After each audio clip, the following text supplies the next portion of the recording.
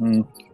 So we started, or Cyprus is logically something which is kind of an extension of Malta, if you want to look at it that way. So both share a lot of historic overlaps.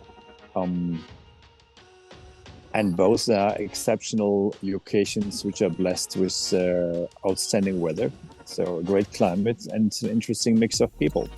So Cyprus is just so much bigger and so much greener. So you have mountains, you have snow. So it's a powerful combination. You know? So nature, climate, and people are probably second to none if you want to compare with anything else. So anybody who loves the Mediterranean climate and Mediterranean lifestyle, for them Cyprus is probably the best option. And it combines, luckily, the northern Cyprus part, so what people often refer to as the Turkish part, or the southern Cyprus part, which some people call the Greek part. And they are very different. They are very different and very complementary. Yeah. So if you want to have a simple life when it comes to visiting friends from 2/3 of the world, they have a much easier access to meet you in northern Cyprus because you have Turkish immigration regulations are very similar. And so getting residence there, getting a long-term stay or even staying for 90 days is so much simpler than anything which relates to Schengen, yeah, or which relates to Europe.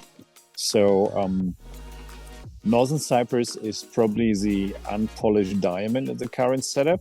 They have mediocre internet, yeah, so which is something which I don't like, obviously. But this could simply be solved because Southern Cyprus has great internet.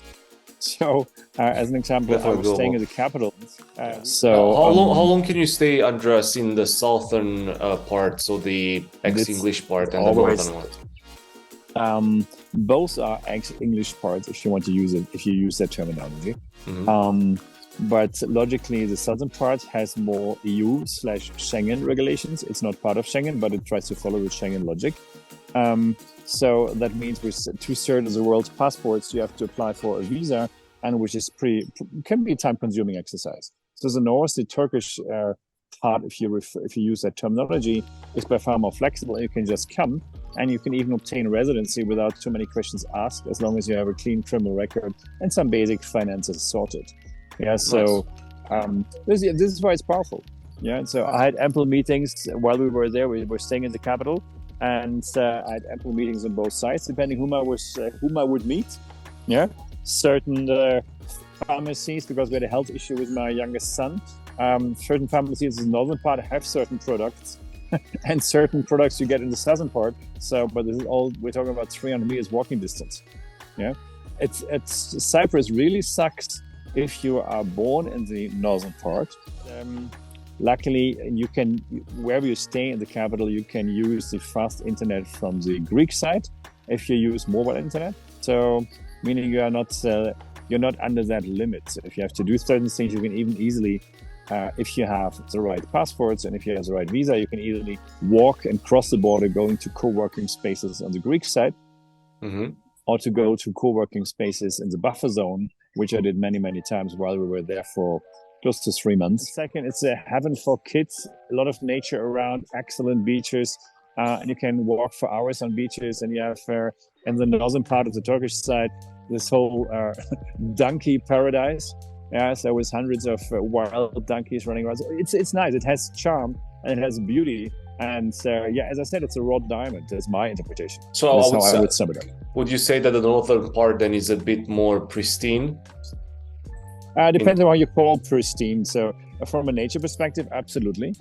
Yeah. So, and it's not as flooded with people. So that's in the southern part, you have a lot of the gaming industry picked up big time in the southern part of Cyprus. And yes, so that is very much reflected in the habits and the restaurants and the prices and the cars. So if you want to see all the Lamborghinis, then you are probably better off in the southern part.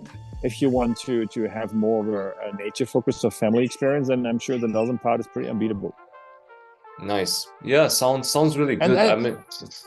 And the northern part comes with all the basics. So as I said, we had a medical issue with our son, and the hospital and the experience was really great. Yeah, and so yes, they didn't want to take our EU insurance card, but you know what? Even paying it privately, it was not even worthwhile to file it with health insurance. Yeah. And the north, logically, from a getting in and out perspective, it's well controlled, well managed, and my experience is Turkey is a place, or everything which is Turkey managed or Turkey engineered or has Turkish military and police involved is a safe place for children. Yeah, yeah, that was my experience in Turkey as well. Yeah. Show me any school shooting in Turkey. It doesn't happen. Yeah, yeah. So indeed. all the things which become weekly headlines in certain parts of the world are just not happening.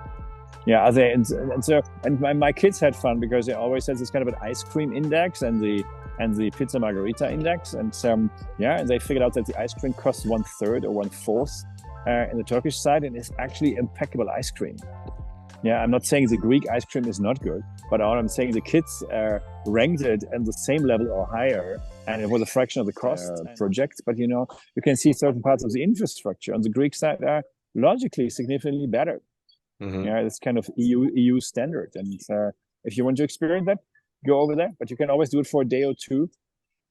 Sounds great. As I said, as a combination of both is an upside. So if you forget all the pain which we as humans created in Cyprus, and all the history which was upsetting people in the last, especially in the last, let's say, 100 years, on the bigger picture, the fact of having these kind of systems coexisting. So the Turkish side and the Greek side is for international people, offers so much potential and upside and simplicity. And look at the 2/3 of the planet who were not born with a privileged passport. For them, it's kind of ideal. Yeah. Is it hard to cross the border between the two? How long does it take? What do you need as a non-European, for example? I don't know. I do not know the non-European side because I don't have that first-hand experience. If you have your paperwork in order, no problem. So I can only say that both sides were friendly. Yeah, so the Greek Cypriot side was friendly, and the Turkish Cypriot side was very friendly with us. And I have not seen any upsetting border crossing or border checking. We have not observed any upsetting border crossing experience from anybody while we were there. So when we crossed it, probably in these 3 months, sometimes 3 or 4 times per day, not every day, but on maybe half the time. So we crossed it a lot and different times of the day. And logically, they started recognizing especially my kids, and smiled and laughed, and so it was all very nice. Yeah.